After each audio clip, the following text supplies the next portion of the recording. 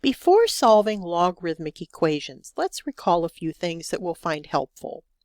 First of all, every log equation has an inverse that's an exponential equation. We also know that there are some restrictions on the domain of a log expression, and that is that the thing we're taking the log of has to be positive. It's also going to be helpful to remember that there are some properties of logarithms that we can use to rewrite the log expressions that we see. Our first log equation is log base 4 of x plus 2 equals 3. Before we find a possible solution, let's figure out what the domain of this function is. We know that the x plus 2 has to be positive, so the x will have to be greater than negative 2. To solve, we'll rewrite our log equation as an exponential equation. 4 to the third power equals x plus 2. 4 to the third power is 64, and subtracting 2 from both sides of the equation gives us x equals 62. 62 is part of the domain. It's greater than negative 2, so it is the solution to the equation. Now let's solve log base 3 of 3x equals 2. For the domain, we know that the 3x will have to be positive, so x has to be positive as well. Now let's use a property of logarithms to get to our next step.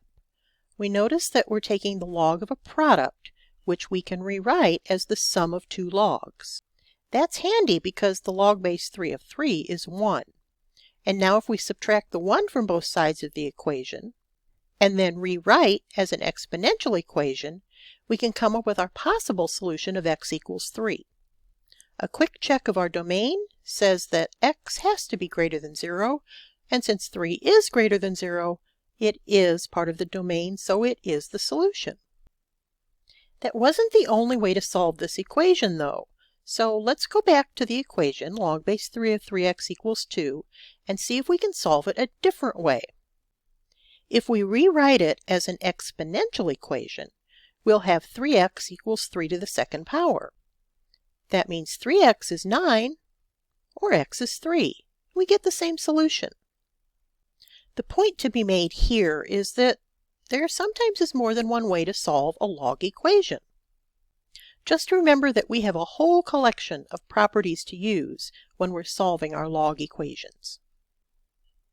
Now let's solve log base 4 of 3x plus 2 equals log base 4 of 5 plus log base 4 of 3. First, we'll think about the domain. The 3x plus 2 has to be positive, which means 3x has to be greater than negative 2, or x has to be greater than negative 2/3. Now let's solve the equation.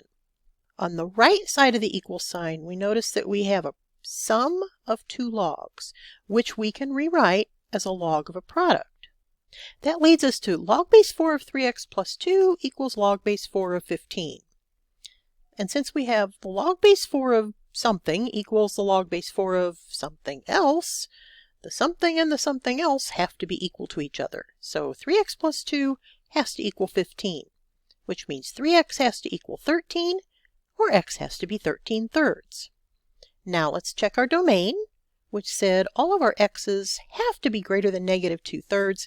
13/3 certainly is greater than negative 2/3, so it's part of the domain, therefore it is our solution. One last problem. Let's solve log base 6 of x plus 5 plus log base 6 of x equals 2.